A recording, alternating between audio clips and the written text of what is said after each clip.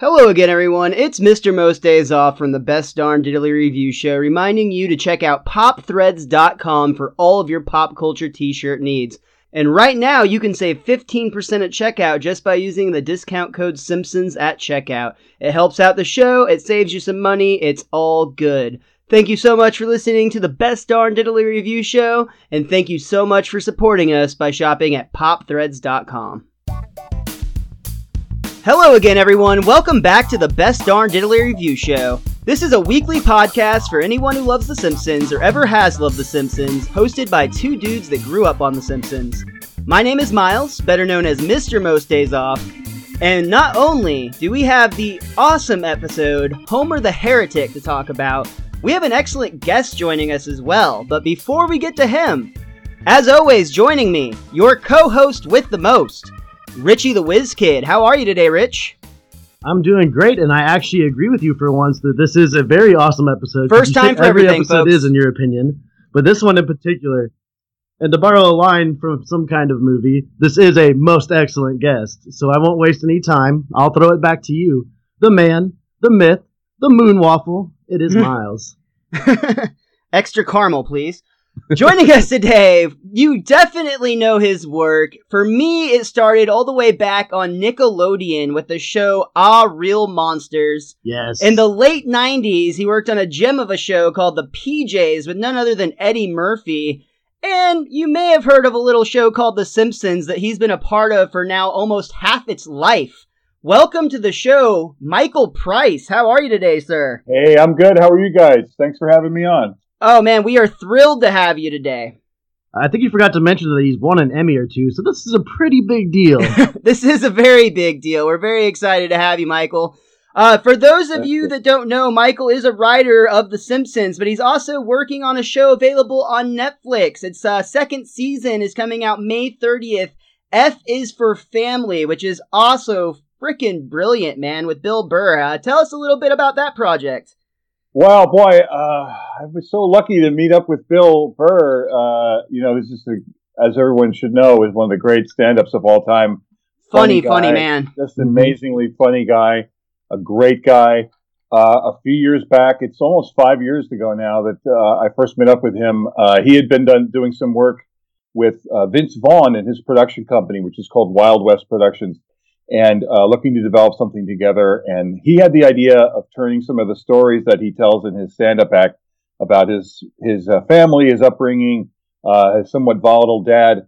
And I'm going to put you through that fucking wall. That's right. And maybe making them into sort of short little animations, sort of like the early Simpsons, the things that were on the Tracy Ullman show. Like, he thought they'd just be fun little things, maybe put on his website. But when he mentioned it to Vince Vaughn's people, Vince Vaughn and Vince Vaughn's production partner is Peter Billingsley, they immediately said, well, we're looking to sort of develop an animated series.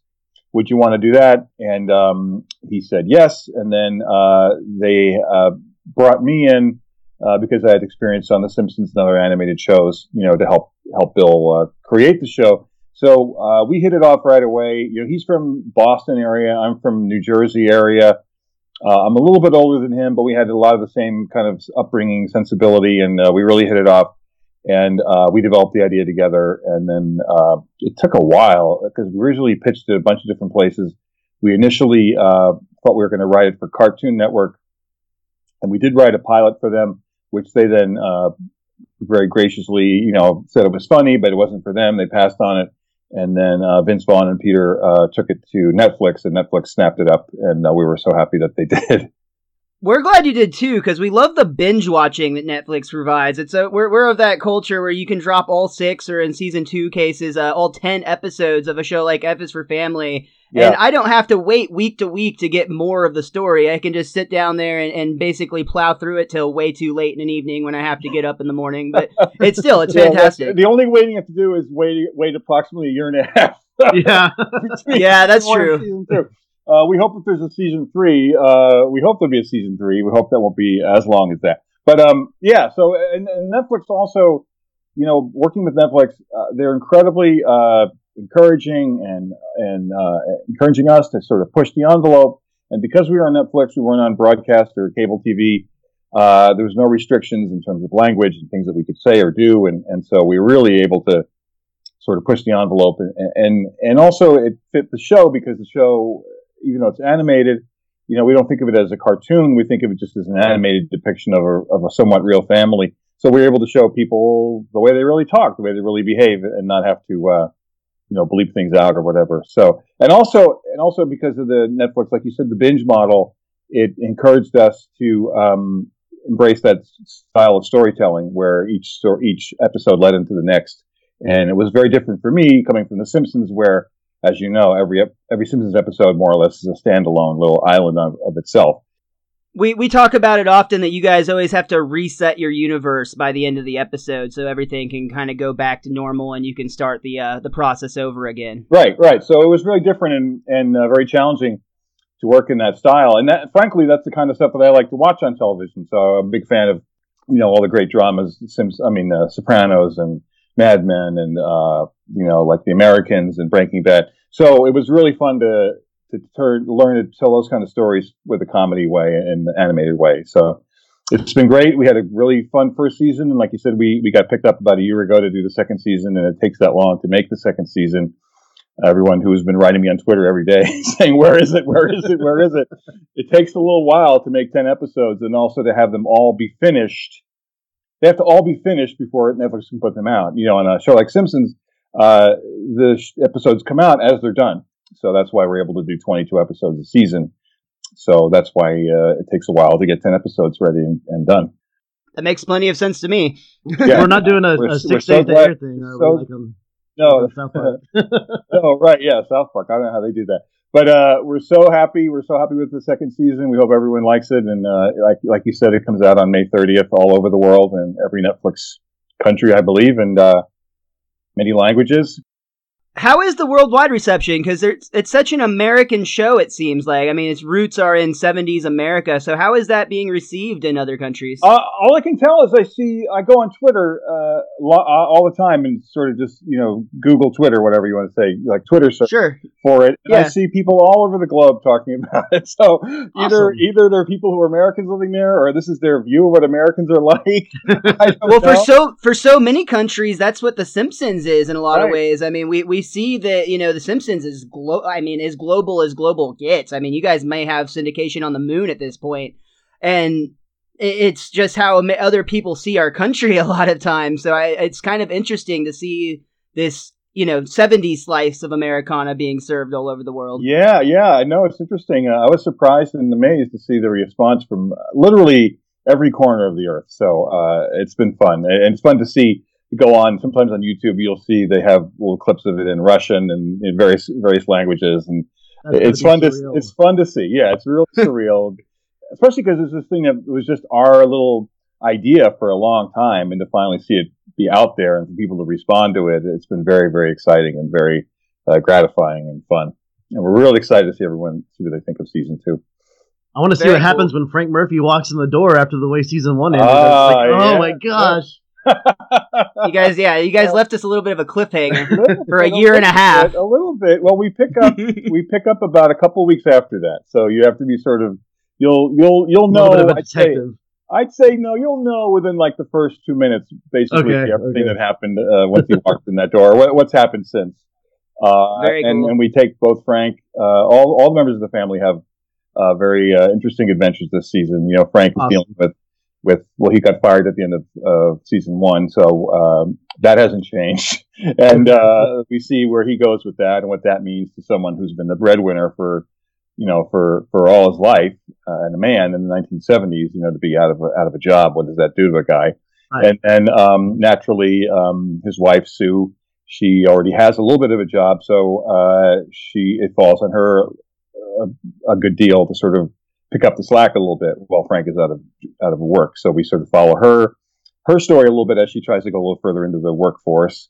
And then we deal with Kevin, the character played by Justin Long, the oldest son, who is now, he's almost 15. And so, if you remember when you were almost 15, all the things that were going through your body at that time. So he's dealing more actively with trying to, finally, have sex with a girl, and also we deal with his band, his friends, and Oh, very cool. together. Kevin is actually both one of our favorite characters, mostly because of Justin Long. Richie and I are huge fans of a lot of his work. Oh, he's the best. He's so good. We were so lucky to have him in the show. So happy. He brings so much to it, and just vocal inflections. And, it's funny, Homer, Dan Castaneda has like 1,000 different ways of saying dough, and Justin has 1,000 different ways of saying dick. Call his father Dick.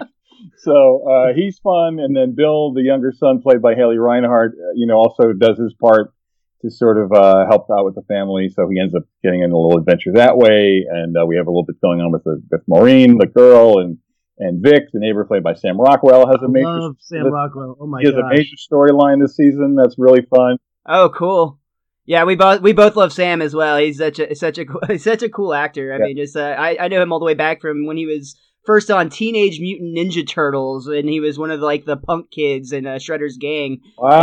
And he made a mark on me back then, and he basically had a throwaway part, really. So he's a real solid guy you got for that part as well. Incredible. He's such a nice guy, a wonderful guy too, and he just brings everything to it. And yeah, we have very exciting new cast members this year. I can't sort of tell you exactly what they're doing, give away, but dream cast people. Allison Janney is on the show this year. Michael Kenneth Williams, Omar from The Wire, Chucky from Boardwalk Empire plays a new character. T.J. Miller is in a couple episodes as a really funny character. Oh, dude, Silicon Valley is another show both of us are addicted to, and he's a big part of that. He's huge. He's great.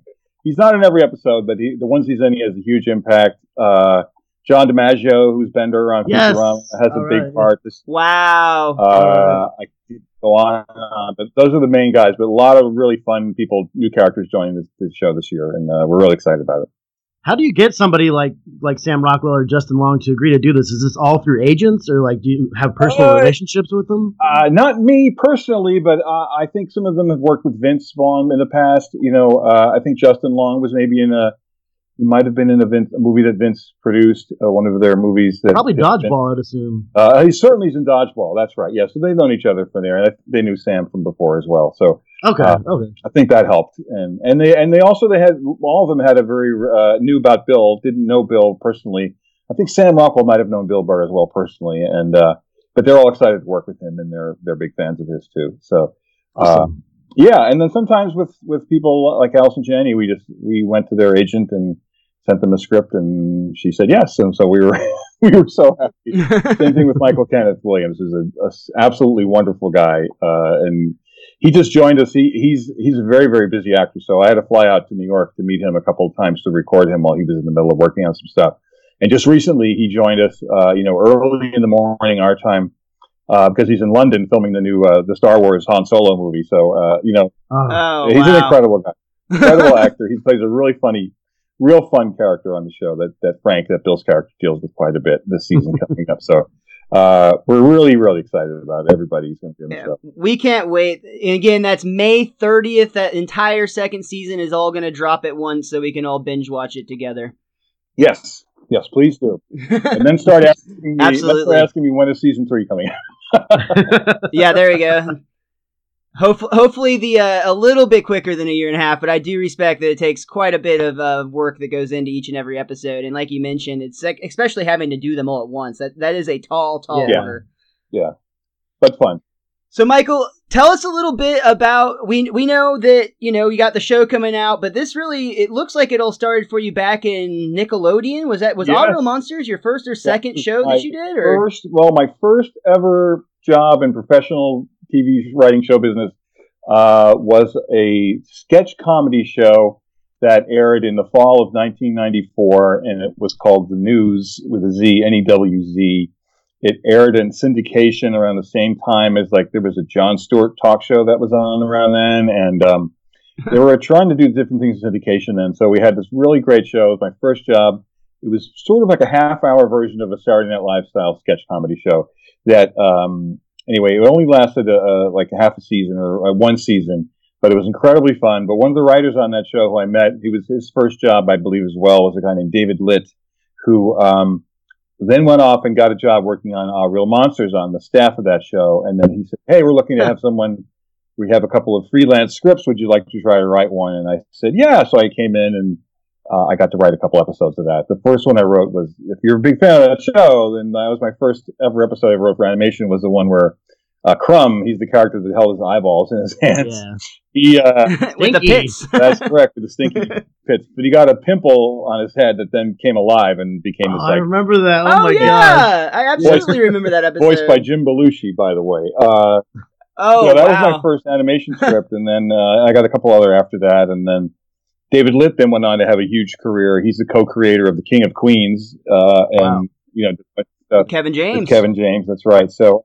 Very cool. But that was, so then Real Monsters, I ended up like writing some freelance episodes of that, and then they had an opening on their staff, and they brought me on full time after that, so I worked on another season or two of that.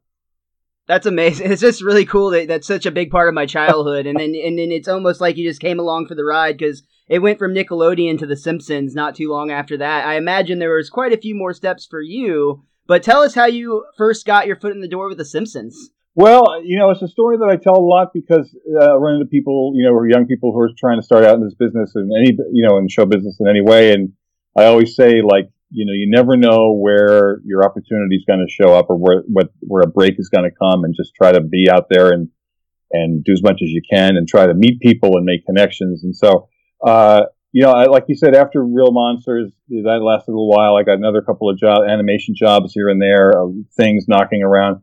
I kept trying to knock on the door of, primetime sitcoms. And I finally got a job on a sitcom. It was one of these shows that, all these years later, 20 years later, is still considered by, like TV nerds or whatever as, like one of the worst shows of all time. Mm-hmm. It was called Homeboys in Outer Space.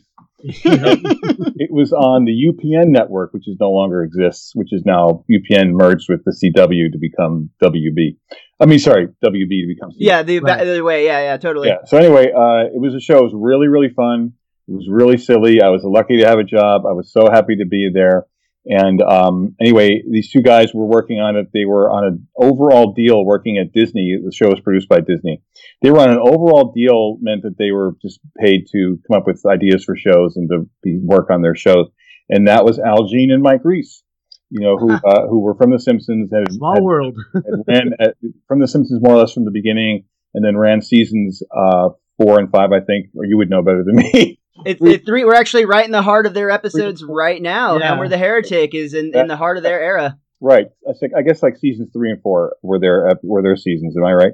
But yes, sir. And then since then they went off. They did The Critic, and then another great show. Yeah. A great show. Based on The Critic, they then got this overall deal to work at Disney for a couple of years, a development deal to come up with shows. So they were working.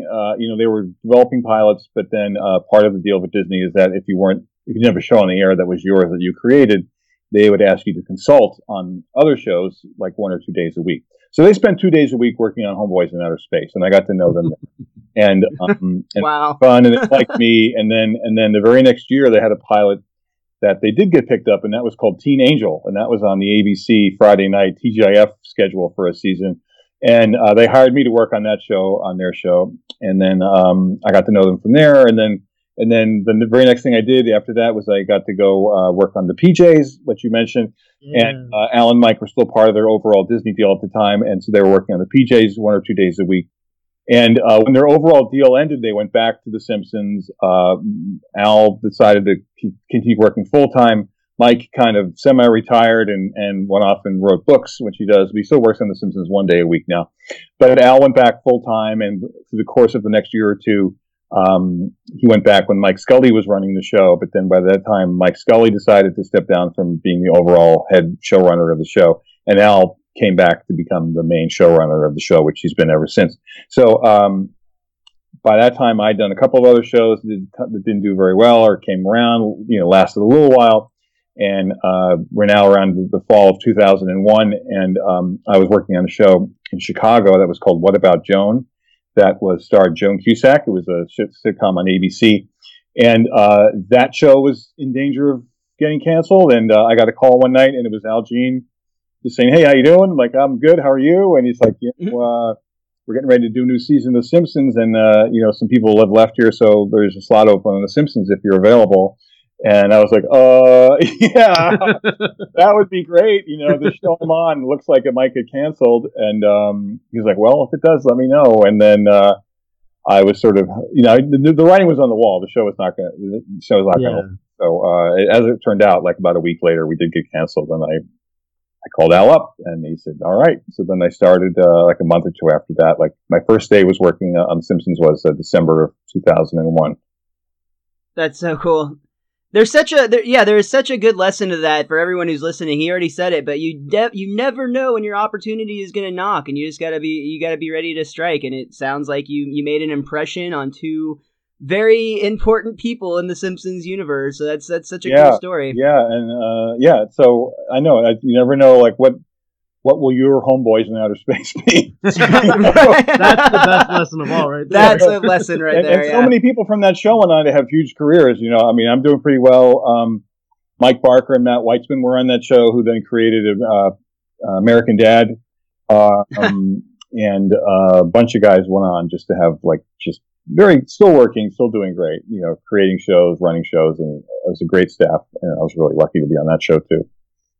That's so cool, man. But I do have to say, Michael, this here is the Best Darn Diddly Review Show, and we are, after all, on the fanspodcast.com. Yes. So why we think it's so cool that you are a writer, a producer, you've created your own show that will go down in history. But what we want to do right now, we want to talk to Michael Price, the Simpsons fan. Yes. So take us back in time to when you first discovered The Simpsons and your connection early on as a Simpsons fan. Yeah, let me think. I think I was aware of Matt Groening and his work before The Simpsons, his Life in Hell comic strips. I remember seeing them and thinking they were really funny. And I had a friend who gave me, as a gift, I think for my birthday, this is going back like in the mid-'80s, it was a 3-volume set of Matt's Life in Hell books, like comics, and they are all really, really funny. So I knew who Matt was. And then I remember when Fox Network started, this is 30 years ago now, 1987. It was right around this time. Watching the Tracy Ullman show and seeing the Simpsons, the shorts for the first time. And I think I didn't even know then. I might have known they were from Matt because I recognized his drawing style. And he's got a very unique style. Yeah, for sure. Yeah, and I thought they were really funny, of course, and I thought they were great. And the other little cartoons that were on the Tracy Ullman show, none of them were really all that great. I'm sorry, M.K. Brown, who did the one where it was called Miss Umwanga or whatever, who was on the phone with her mother or something. They were not very memorable, but the Simpsons, of course, stuck right out. And then fast forward like a year or two, where I'm now living in New York City, and I'm doing comedy with an improv comedy group called Gotham City Improv, which was like the New York version of the Groundlings out here in Los Angeles. And I was really going full on and deciding to try to do comedy and do improv and sketch comedy. And I was hanging out with a bunch of really, really good friends who were really funny and really we became like comedy nerds in that way. And I'll never forget it because it was like Earth Day, I guess, of 1990. So that's like around April or so of 1990. And we all hung out and they had a big concert in New York City in Central Park with the B-52s. And we all hung out. And it was a Sunday. And we went back to this guy's house. And he's like, oh, we got to watch The Simpsons. And that was the first time I ever saw an episode of The Simpsons. And it was, I believe it was the one called Bart's Dog Gets an F. It was the one where... Yes. Oh, yeah. Great episode. I believe that's the first one I remember seeing on television. And especially I remember the stuff where Homer and Bart are trying to talk to the dog, and so the dog's POV, all you hear is blah, blah, blah, blah, blah, blah, blah, blah, black and white. But these guys were so into it. It was all new. It was only been on for, a couple of weeks. And everyone was just loving it and soaking it up and thinking how great it was. And then I just started watching it from there, and just thinking it was great, really admiring it, not ever thinking that I'd ever have anything to do with it, but just enjoying it, and then all the years later, I moved out here in 1990, moved to LA in 1992. It was just always on. I didn't think I watched every episode, but whenever I did watch it, I thought it was great and really admired everyone who was involved in it, and then, lo and behold, even before The Simpsons, on the PJs was co-created by Larry Wilmore, who's now, well, he's no longer the head. He was the star of that show called The Nightly Show on Comedy Central. But now he's co-created Blackish and, Insecure on HBO. He's a huge, just an amazing guy. And he also created the Bernie Mac show with Bernie Mac. And, but he co-created with Steve Tompkins, who, was a writer on The Simpsons in seasons, I believe, 6 and 7 or 7 and 8. So that was my first, exposure to a Simpsons writer. And, I remember talking to Steve about The Simpsons and thinking how great it was. And then, then a couple of years later, I'm on the show. And when I started working on the show, I had a little bit of time to gear up because I knew I was going to start, but it took like a month or two before the season began and before the details of contracts and stuff like that. So I just started watching it every night. It was just, there was no DVRs or anything back then, or there weren't even DVDs. I think there were VHSs of The Simpsons, but there weren't complete seasons. I think back then, like the VHSs were like all 3 Halloween episodes or 3 Christmas episodes or something. Yeah. Yeah, I remember I had the Treehouse of Horror collection when I was young. Yeah, my father bought me the VHS tapes that actually had the Tracy Ullman segments in between episodes. Oh, wow. Usually 2 or 3 episodes, and they were in order, but like it wasn't, you couldn't buy it in a full season. You had to buy it like each season had a couple different tapes. Yeah, I remember those. So I went and got as many as I could. I just watched them all. I watched the show, every Sunday, of course, when I watched it, in reruns every night here in LA. Back then it was on, I believe, twice a night. It was on maybe at like 7 o'clock and 11 o'clock. So I watched as many as I could. I VCR'd as many as I could just so I could catch up on the show. And because I wasn't watching it all the time, but then suddenly I had to know everything about it, and then lo and behold, I started, it was really weird. I started the same day as, Stuart Burns, who's now still on the show. And, for whatever reason, they started us on the Friday, like December 20th or something like that of 2001, when we had one day, and it was like, okay, that's it, we're off for Christmas. we had like a 2-week vacation, and then we started. Best job ever. I know, on like January 5th, I was like, this is a pretty good job. So, but we were working on. I showed up. And Al was there, and he met me, and he's like, okay, and good to have you here. And then he introduced me to Ian Maxstone Graham, who is at the time was more or less Al's like number 2. Like we have 2 writers' rooms here at The Simpsons. We have 2 separate rooms full of writers that we split up each day, and some go in one room, some go in the other.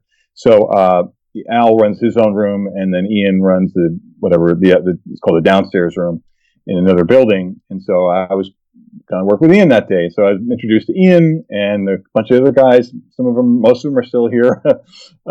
Matt Selman and, a bunch of guys. And I got thrown in, and I was very, very intimidated that first day. I'd say for like the first couple of months, I was very, intimidated and learning the show, learning how you pitch for the characters, how you write for the characters, and even learning some of the characters' names. Like I remember that very first day. I think it was that first day because we were working on the episode that was called episode 300, though it was really like episode 302 or something. But it's one called Barting Over, where Bart sues Homer for lost. Yeah, I remember one with Tony Hawk. I think Tony Hawk, right? Yeah. He sues Homer for emancipation because Homer stole all the money he made as a baby actor in a commercial for this thing called Baby Stink Breath. But anyway, they were working on that script the day I started, and I made 2 giant mistakes. Maybe one just giant mistake. One of them was that they were talking about who should Bart's lawyer be in the trial, and so of course, prior to the horrible tragedy that happened to, Phil Hartman, Lionel Hutz would have certainly have been Bart's lawyer. But then once, Phil died, then they had to come up with different lawyers. So there was some talk about someone said, how about it should be Gil, and old Gil, and I didn't know who Gil was. Oh, no. I didn't. Oh, no. Because at that time, he'd only been on, he'd been in that one episode that Dan Graney wrote about Marge becoming in real estate. And then he'd show up every once in a while, so I just sort of kept quiet. I was like, oh yeah, I have no idea who they're talking about. he hadn't made his presence yet, yeah. Well, we hadn't done him to death since then. But, and then, but that was the first mistake, kind of. But I recognized, I was like, just be quiet, don't shut up, don't say anything. But then, And Ian, I believe Ian said, well, what if he was Burns' lawyer? And I didn't know at the time, but there's a guy that's also, the fans probably know him as Blue-Haired Lawyer. Yes. Like, he's Disney's lawyer in the next episode. Right, he's Disney's lawyer, right, yeah. Mr. Simpson, what do you say? So he's sort of based on Roy Cohn, who was a big old-time, horrible, like, evil corporate lawyer of the 1960s and 70s. But he's called Burns' lawyer. So if we write him in a script, he's called Burns' lawyer because he was Mr. Burns' lawyer in an earlier episode. So Ian said, what if he was Burns' lawyer? And I said, well, why would Bart hire Mr. Burns' lawyer? And he goes, we just call him Burns' lawyer. So I'm an idiot. I'm going to shut up now for the rest of the year. But yeah, so that was my first day, but things got better after that. And at least you got that nice break right after to let things heal over. That's right. And then forgot my stupid mistake over the 2 weeks of Christmas holiday. But then it still took a while for me to get through it, because I tried to come up with story ideas, and I remember pitching, writing down some story ideas and pitching them to Al, and he was like, no, we did something like this already, or, it was just hard breaking through. And to be in a room with some of these amazing people, like I know we're going to talk about Homer the Heretic, which written by George Meyer, but to be in a room with George Meyer, who I knew about and had read about, and I think there was a big article about George that was in the New Yorker magazine, like I think the fall before I started, talking about him and his legendary status and how he's like the foundational writer of The Simpsons, and I remember sort of being next to him in the room and feeling like I've really got to come up with good stuff. I can't pitch terrible stuff in front of George Meyer, and John Welder, who wasn't there every day when I was there, but he would come in. At that time, he was coming in to write. He would write a couple episodes a year, so he'd show up every once in a while to come and pitch his stories out. And John Vitti and all these people, and it was very intimidating, very daunting. And it took me a while to sort of find my sea legs on the show. And I finally got an episode that I wrote almost a year into I started writing it like a year into my time on the show, and that was my first episode. It's called My Mother the Carjacker, and that's with Homer's mother coming back. And that was based on a story that Al pitched to me, so I wasn't even my own story. So it took me about 2 years or so before I ended up actually writing an episode that was based on my own story idea. But I since did okay. Well, yeah, it seems like it worked out all right for you with the Emmys and all. Yeah. Well, you brought it up. Let's talk a little bit about Homer the Heretic. Sure. It debuted on October 8th, 1992. The chalkboard gag on this one was actually a reference to the previous episode, A Streetcar Named Marge, where the chalkboard says, "I will not defame New Orleans," and we talked about it last week. There's a parody song that New Orleans took a lot of very serious offense to when it got I have no idea why they'd be upset about that song. Who would have guessed it, right? And I went to college in New Orleans, so that song was right on the money. No comment. Nailed it. Simpsons did it, so to speak. Right. The couch gag on this one, the Simpsons all jump on the couch and the whole wall does a spin around, kind of James Bond or Dungeon-y style, where it's a empty couch and the Simpsons disappear into the abyss. It's amazing to me now because 600 episodes into the show, like couch gags are harder and harder to come up with. That back in those days, that one would have been okay. That was like, just spinning out just a very nice, gentle variation on the couch gag. Now it's like, They start out pretty mild, and they get zanier and zanier as the show goes on. I really enjoy the guest spots you guys have done recently. Like the Rick and Morty opening is one of our favorites. Yeah, those are really great. I think that was Matt Groening's idea to open them up to various guest artists. So we've had the Rick and Morty one is great. The Robot Chicken people have done a couple of them now. John Christofouli, has done some. Bill Plimpton, like Banksy. It's been really, really didn't fun. he do that really dark one where like all of the Simpsons died except for Bart, I believe?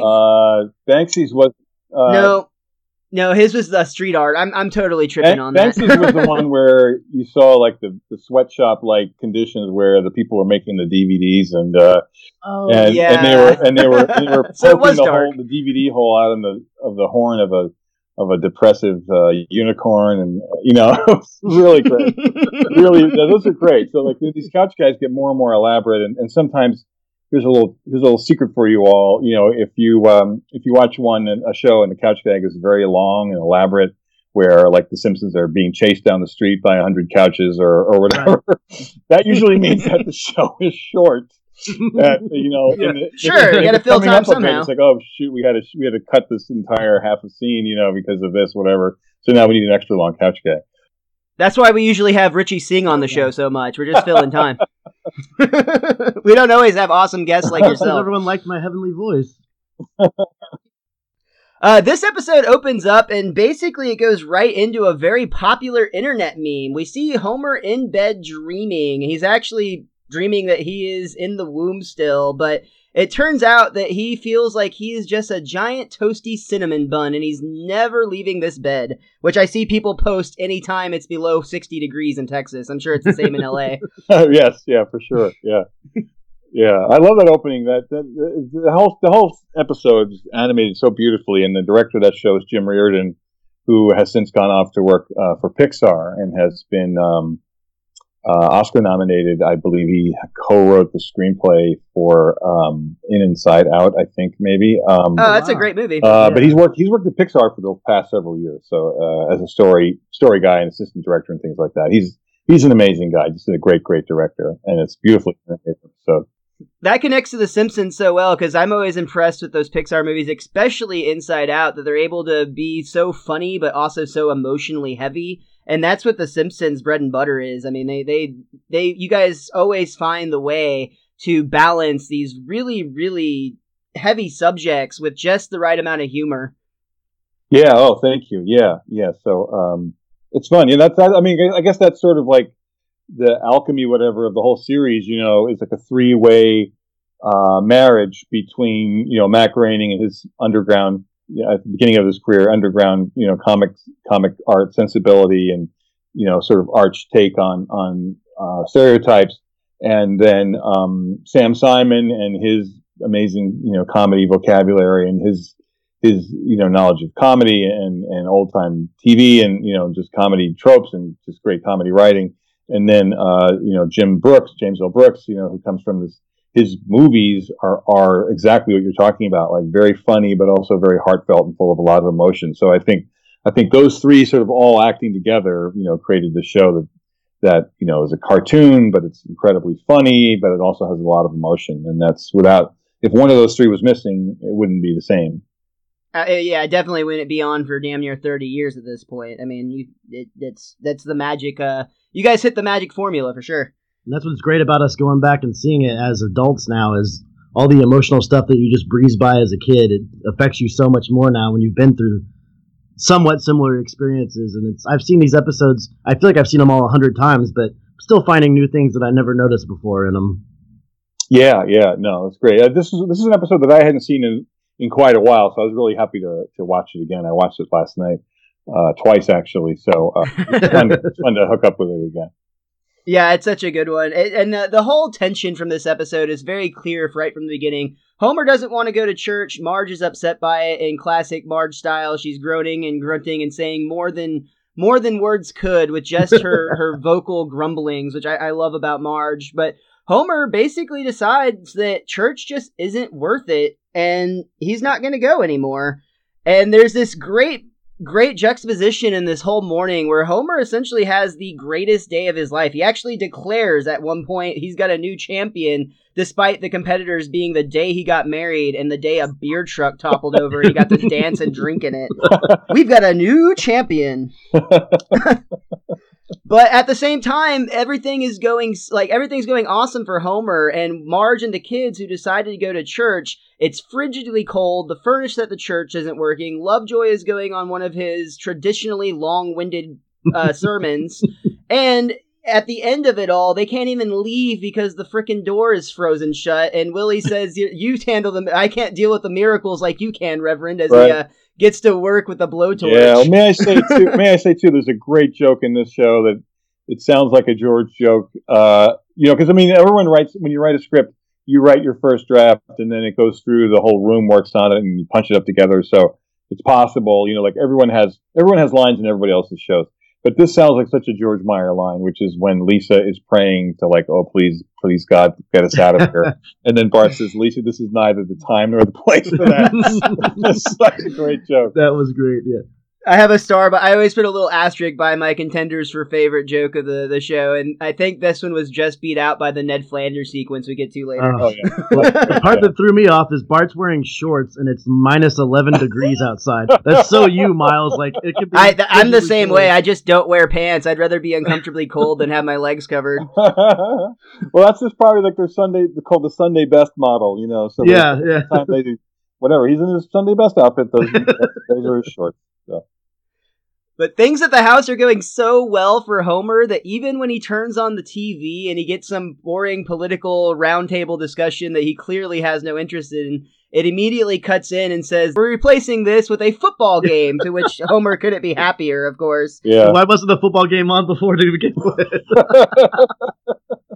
But by the way, that's another meme that's popular online is Homer starts dancing right there. It's another one that I see posted all the time. So this episode's got like 3 or 4 of them as we go through that have been meme worthy, which says something in general, I think, about the episode itself. You forgot to mention the astonishing return of Jim Brown, too. That's a pretty big deal. Right, and that's also, I love that Harry Shearer doing, he's imitating Keith Jackson there, who was he's not, I think hopefully he's still alive, but he's no longer doing football. But he was like the ABC sports college football. Like, whoa, Nelly, look at him, like that. Yeah. Great. Harry Shearer is a great Keith Jackson. But things just keep getting worse and worse for Marge as things keep getting better and better for Homer. The car won't start, and Lisa, in her very Lisa manner, she's trying to be helpful, but she's basically being very matter-of-fact and she's being an 8-year-old kid despite being a very smart one, but she starts to say, you know what I think would help, Mom, to which we see Marge in a rare moment absolutely lose it. She snaps for just a brief moment. What would help, Lisa? Yeah, that's a real nice moment for Marge. Marge is so calm during the rest of the episode, especially later on. I know we'll get to this, but when she's praying to God about, like, please help with my husband and stuff, whereas they're like, come on, Marge, come to bed. She's still come back to bed, still Marge. So calm and even keeled that it's great for that moment when she loses it. At least I love that moment. Yeah, that is not how it. I don't know. Are you a married man? Yes, I am. I don't know about your marriage, but that's not how things go if I'm doing that while my wife's busy. She does not have the patience of Marge. But then again, who does, really? That's right, who does? But yeah, this basically, like I said, it's the best day of Homer's life, arguably one of the toughest mornings of Marge's, but it makes it even worse when Marge brings the kids home, and Homer declares he not only had the best day of his life, he owes it all to skipping church. A great sequence between Marge and Homer. Marge is like, no, Homer, tell me you're not giving up your faith. No. Oh, well, yes, I am. Yes. Well, yes. Yeah. That reminds me a bit of I'm a huge Monty Python fan. I don't know if you guys know Monty Python very well. Absolutely. But that's a joke. Love Monty Python, yeah. There's the famous sketch there with Eric Idle as the guy like going nudge, nudge, wink, wink. That sketch. And he's like saying, your wife, does she go? Does she swing? Nudge, nudge. You know what I mean? And then the guy says, are you saying something about my wife? He goes, no. Yes. I always like that. It's such a good joke. And this is actually a point where Homer starts to make some interesting points. So much so that this episode is one of the most widely used episodes in the philosophy classes they teach about The Simpsons at a lot of universities now. The next sequence where Homer starts making points like, isn't God everywhere? So wouldn't that mean that he wouldn't need to worry about where one little guy is for 1 hour a week? And probably one of the best lines is, and what if we pick the wrong religion? Wouldn't we just be making God madder and madder every time we go to church? And Bart, of course, does his testify, which is another meme again. Yeah, full of them. That's true. But I mean, that's all really good points. I know George was like me, was raised as a Catholic, and like me, I think probably doesn't go to church so much anymore. But I mean, those are all questions that I think we've all had, and it's great to have Homer, who's normally, pretty dim to say all these things that really make a lot of sense. But Homer is Homer to me in this still, because it's all him being selfish because he just doesn't want to get up and go. It's serving that, and anytime he does something like that, it's always overblown. But he always ends up making really good points, accidentally almost. Exactly. I watched the director's commentary for this episode on the DVD, which I frequently do, and they all, Al Jean included in this conversation, and Matt Groening, they all talk, and George Meyer, all of them talked about how they love working on a show like The Simpsons because a lot of shows just would not allow you to do this on television, being afraid that you would step on toes and offend the wrong people. But I think with a character like Homer, you can kind of explore these areas a little bit, and they were able to do so in a way that was respectful, but also asked some pretty deep questions. They also handled God himself appearing on the show in a manner that they made sure that Homer was always asleep when he did so, because they wanted to make sure not to make too strong of a statement about God actually existing or not. Right. So they made it just a habit that every time God appeared on screen, Homer had fallen asleep in the moments before that had happened. Right. But Homer does actually not only meet, but debates God about his new lifestyle. He mentions that he's a good guy, so why should he have to spend half of his Sunday learning about why he's going to hell?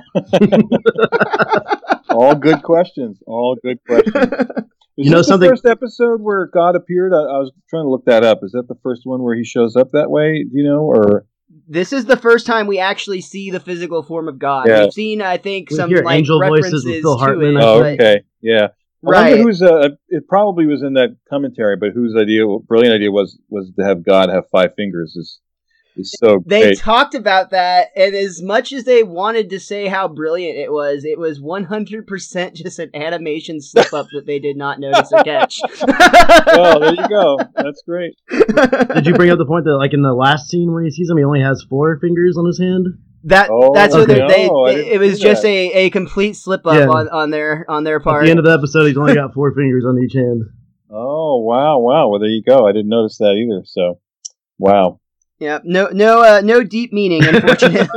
Well, I don't know if you've gotten to that show yet with Sideshow Bob and the Rakes, but no, but that's one we see on the internet all the time with the rake sequence that pops up everywhere. Apparently, that was another one where the show was really short.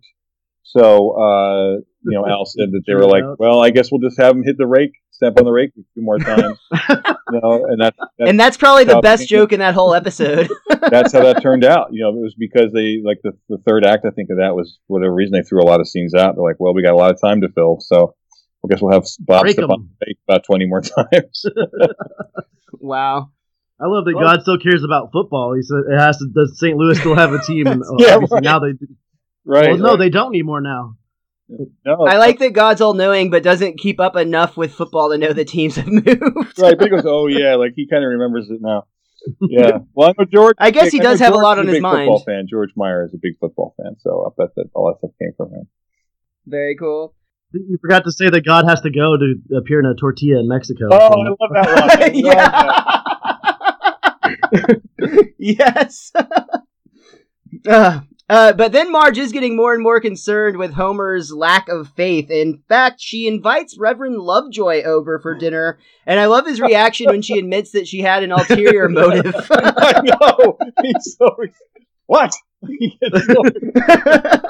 That's so funny. But Homer explains to the Reverend that God himself has led him down a different path. He appeared in a dream, and Homer knew that was special because he usually dreams about naked Marge.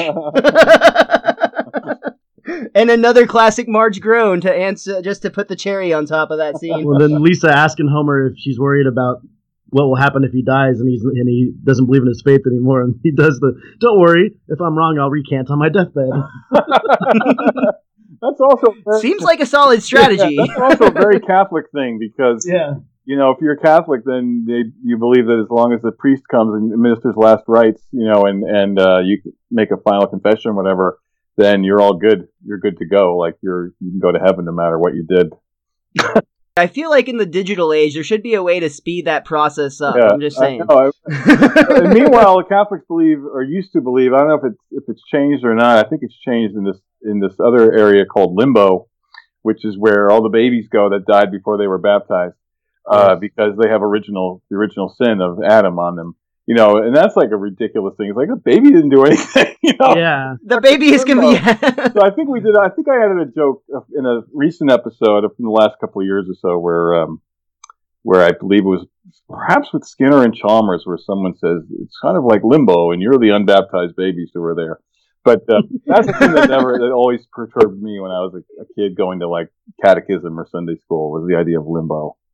There's a lot of things like that where you have to kind of smack your head. It's where do you put the age cutoff where they were responsible for stuff like that, and it's a weird but all humans have weird beliefs, so it's an interesting it's just an interesting part of our culture. Interesting part of our culture that we've conducted many wars and killed millions of people. That's the part that bothers me. Yeah, there is that. That's the part that bothers me. Right now, yeah. So, anyway. That's true. I've mentioned many times on the show, I am in fact an atheist, and I do stand behind the fact that I don't think any wars have started for the lack of belief of God. But that's just yeah. It's still an interesting topic. But anyway, the Simpsons once again do a great job of handling it. In fact, the scene with the Reverend still, I love that the Reverend quotes the Bible. It's a book of Matthew where he mentions you don't want to build your house upon a foundation of sand, essentially saying that Homer's new faith doesn't really seem to have a lot going to it, but Homer just throws back a random Bible verse, and I think it was something along the lines of, and then he left them to move on to Bethlehem, and he lodged there. And when Reverend's like, are you sure that's what you meant? Yeah, think about it. Yeah, Homer is so great in this episode. And then he gets to call in. He's wonderful. Work too, with a great reason, I think.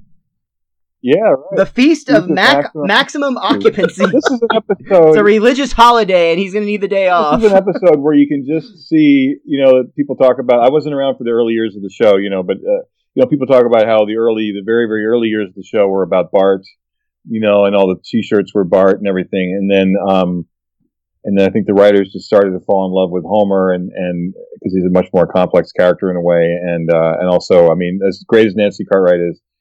Dan Castellaneta just brings so many layers to his performance as Homer, and he's so funny that this is an episode where you can see like the writers just like totally just like falling in love with Homer and really going for it with him, and Dan just plays it so great. He does. He kills it in this episode. Jokes are firing left and right in this one too. We've talked about that in the past, where the jokes per minute goes up, but they're all solid jokes.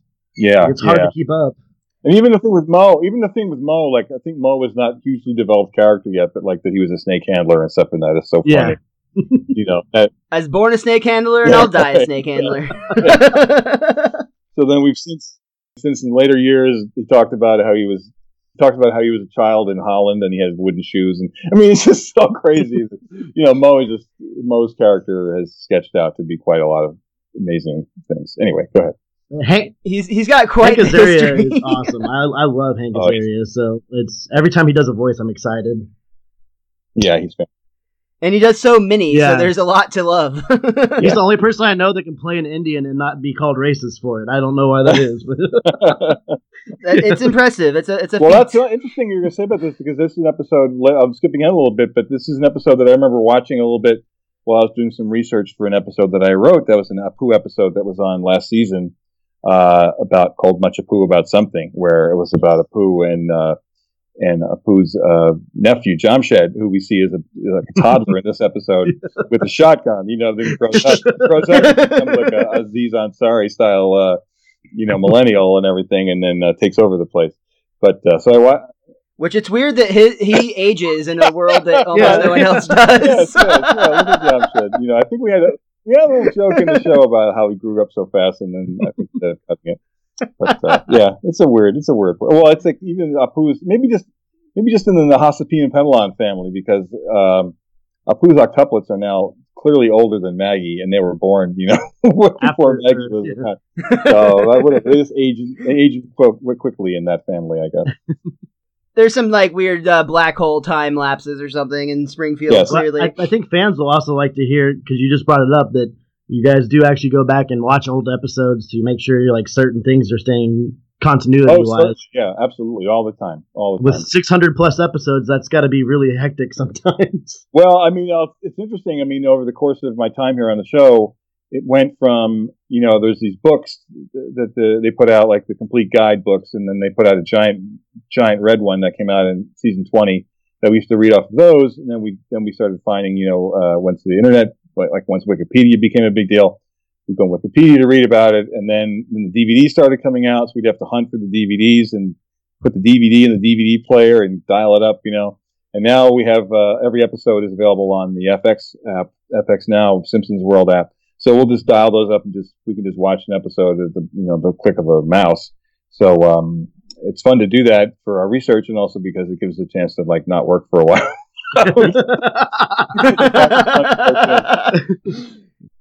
The honest answer. I actually use I have the Simpsons A Complete Guide to Our Favorite Family, which is like the first 8 or 9 seasons. My dad bought it for me about probably 18 years ago, and I used to sit on the bathroom reading it all day long. I mean, sitting on my couch reading it all day long. Those are great books. Those are real great books. We actually, we use that on pretty much every podcast we do as a little close-up section just to make sure we didn't miss anything, because they have a lot of little hidden gems packed in there. It's a good read. Yeah. My favorite sequence of this entire episode was the next one we get, where the Flanders decide that it's their duty to win Homer back to the flock, and they basically they come to his door, they call him on the phone, they even chase him in a car, singing at him, God saying to Noah, there's gonna be a floody. Rain came down, it started to get muddy. Get those animals on the Arky. And my favorite line in the entire episode, it's either Rod or Todd. He says, "Oh no, Dad, the heathen's getting away." And it starts this epic car chase where Flanders is chasing Homer down. They jump through a train, which Flanders just with no fear whatsoever just guns it through an opening in a car. And to finally escape, Homer literally has to jump off of a harbor, drive his car off of a harbor rather, and land on a trash truck. It's a garbage island. So great. It's so great. Because, I mean, you can see, I think that's a hallmark, I think, of Simpsons, but also, again, of George. I'm gonna say this is old George, but who knows? But like of like sort of taking the comic kind of thing, which would be the thing of like calling up and then they call them up 5 minutes later and they sing the next part of the song and then they're driving along in the next part of the song. You could have stopped it there, but then to take it up that extra level and twist it to this amazing like action movie car chase is great.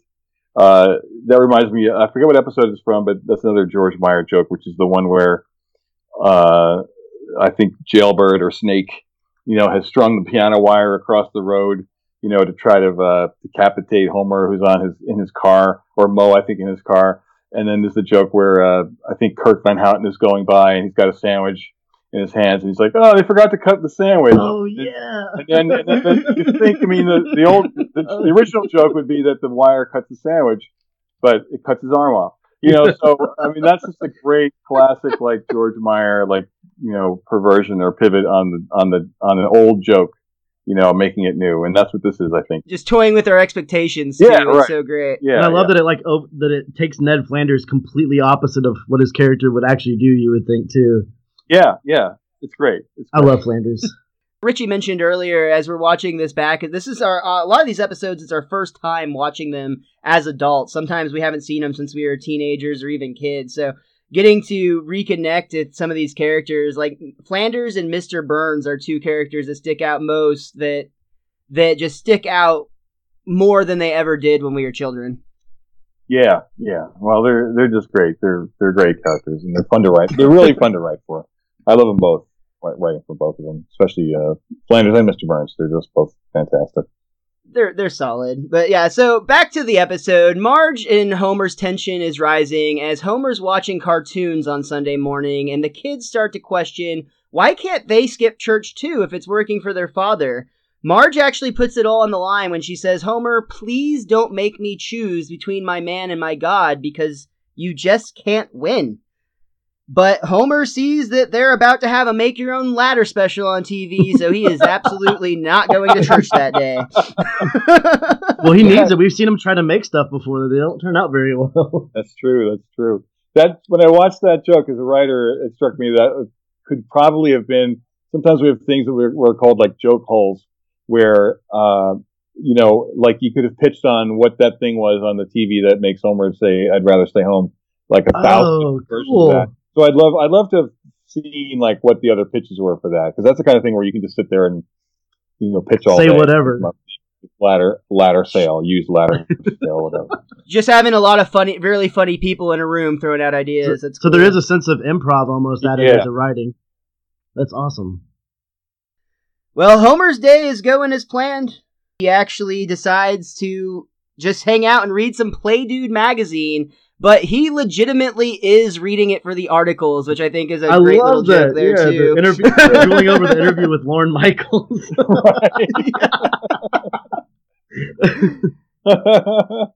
The IUD. Love springs internal. I don't get it. He also gets a visit from Krusty the Clown, representing the Brotherhood of Jewish Clowns. He's collecting on behalf of the tragedy, the tornado that hit their convention in Lubbock, Texas, which we don't actually live that far from Lubbock. It's a few hours because Texas is stupidly big, but this is a great joke because that is absolutely Tornado Alley, and it does seem like every 3 weeks during the fall and spring, it's like, oh, yep, Lubbock's gone again. They're rebuilding. I just like that he said, wait a minute, is this a religious thing? And Krusty says, a religious clown thing? Yes. But it's not for Homer nonetheless. He's still got his own religion. He actually tries to take it to the Quickie Mart, where he's picking up some duff and cigars, and he kind of laughs at Apu here for believing in his god, Ganesh, and he even offers Ganesh a peanut, to which I love Apu's reply, please get your things, get out, and come again. Yeah, right. Come again. No offense, Apu, but when they were handing out religions, you must have been taking a whiz. Yeah. And the line that is absolutely true to all of human nature, everyone's guilty of believing this sometimes, but as Homer's enjoying his beer and his cigar, he laughs to himself and says, ha ha, everybody's stupid but me. And then, of course, he pulls a Homer, and he falls asleep with a cigar on top of his Play Dude, and before we know it, the entire house is up in flames. You shouldn't have left that box of oily rags laying around. I love too when the fire hits and they go, it's the old Simpson plane. Yeah. Such just a callback to some terrible movie from the 1940s. And Homer's little rhyme he has too. He's like, oh, it's okay, I learned a song about this. When a fire starts, there's a lesson you must learn. Something, and then you'll see you'll avoid catastrophe. No! The one thing I want to pitch here before you get to what is my favorite moment in the entire episode. Why is Flanders not at church?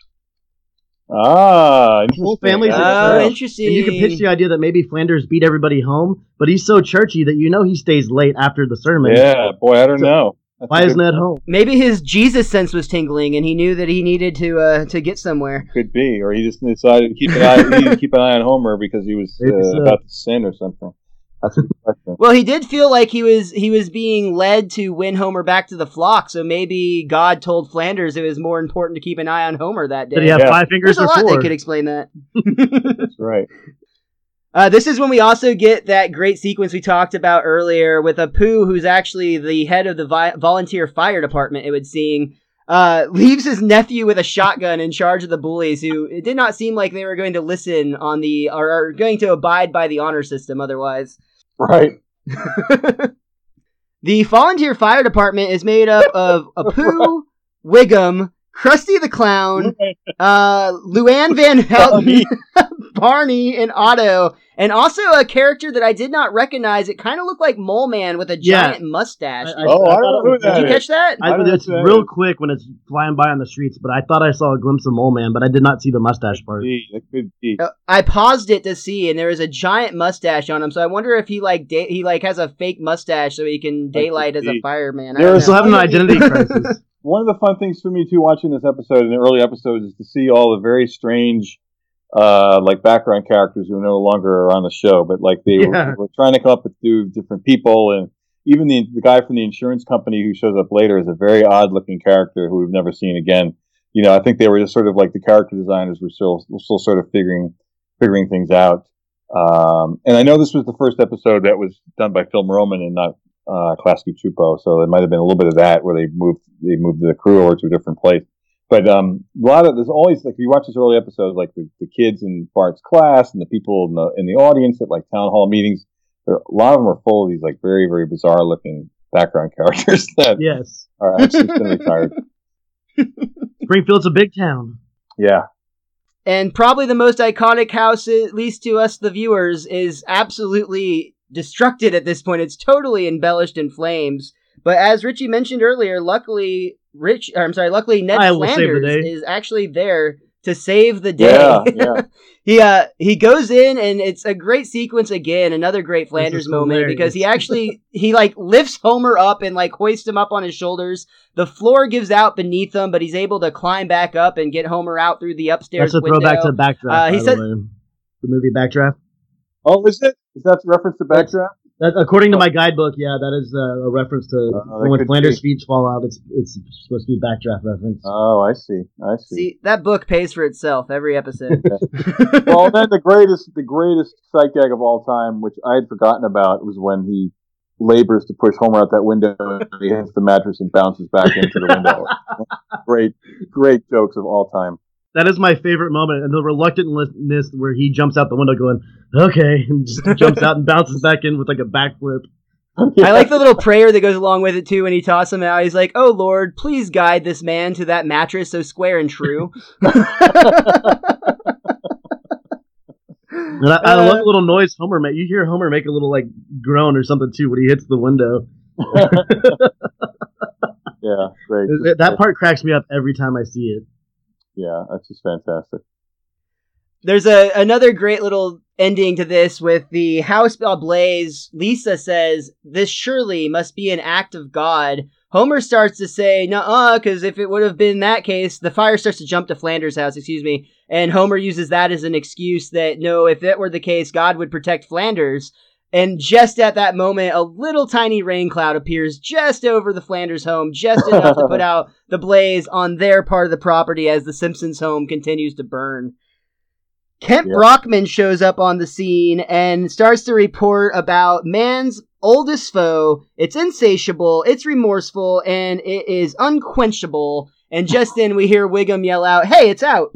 Great. It seems like the house is relatively still okay, too. Considering how ablaze it was, it really does seem in good condition. You're absolutely right.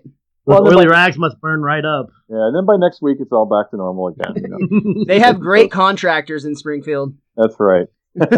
or it's all some kind of weird Mobius loop, because that's sometimes I often try to pitch, or we'll try to pitch sometimes a reference to something that happened in season 1 and say that it happened last week.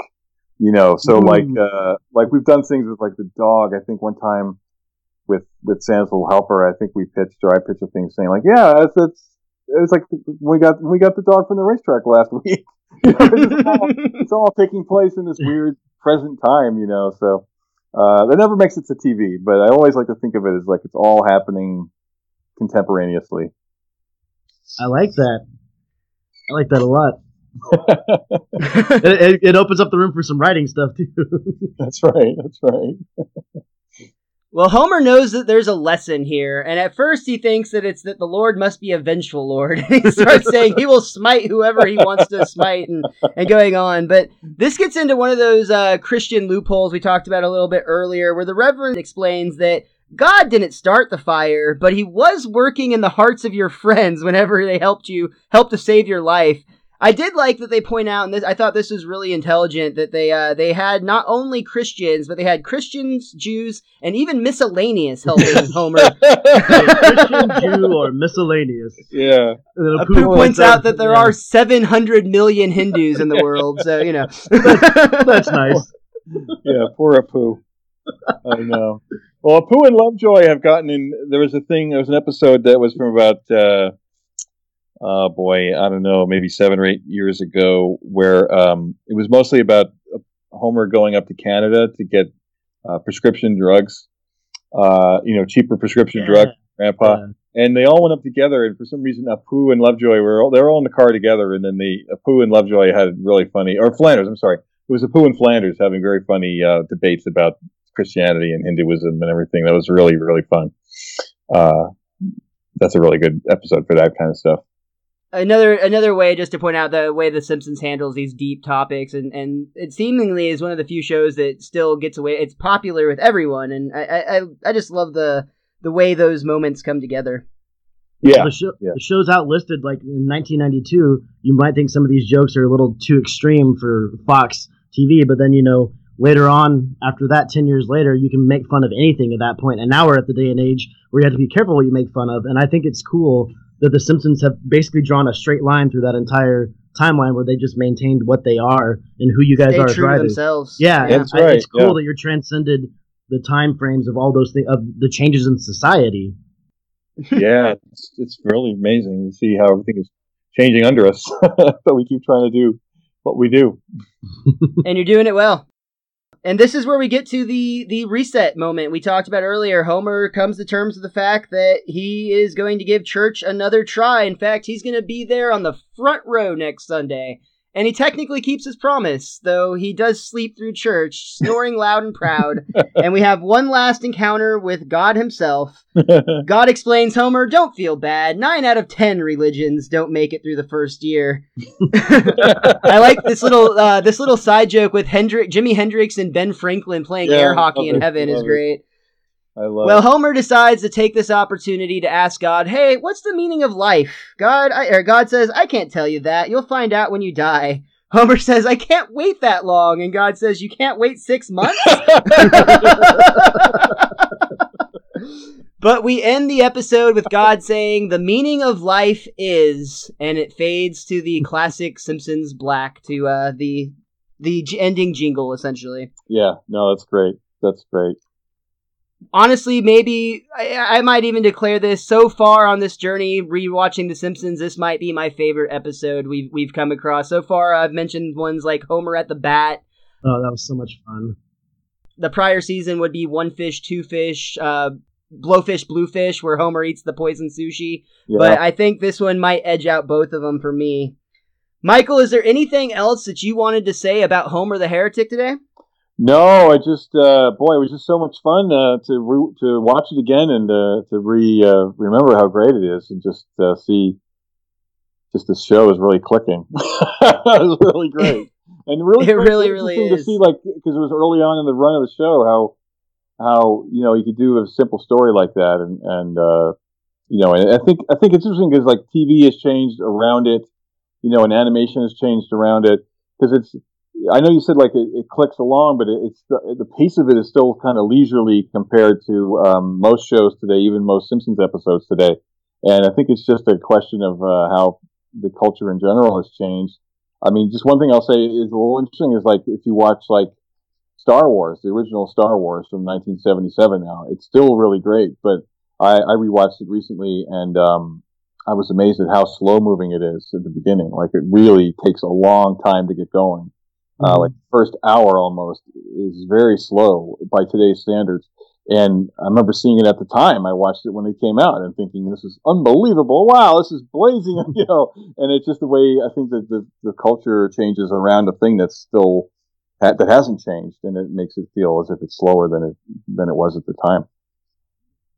Yeah, we want it now and want flashes and action scenes and big bangs, and I never thought of it that way, but yeah, they're on Tatooine for like the first half of the movie, aren't they? Oh my God, yeah. I mean, it's all. It takes a long time. All great. But it was all new then. It was nothing had ever been seen, so everything was new, and it didn't feel like a long time.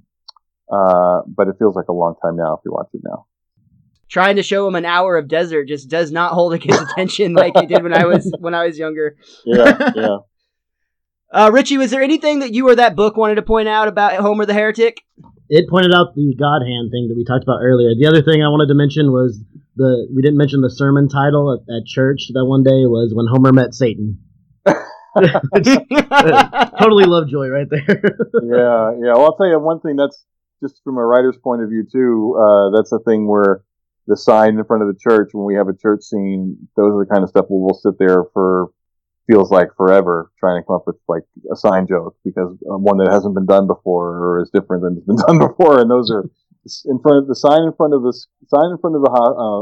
church, the sign in front of the hospital.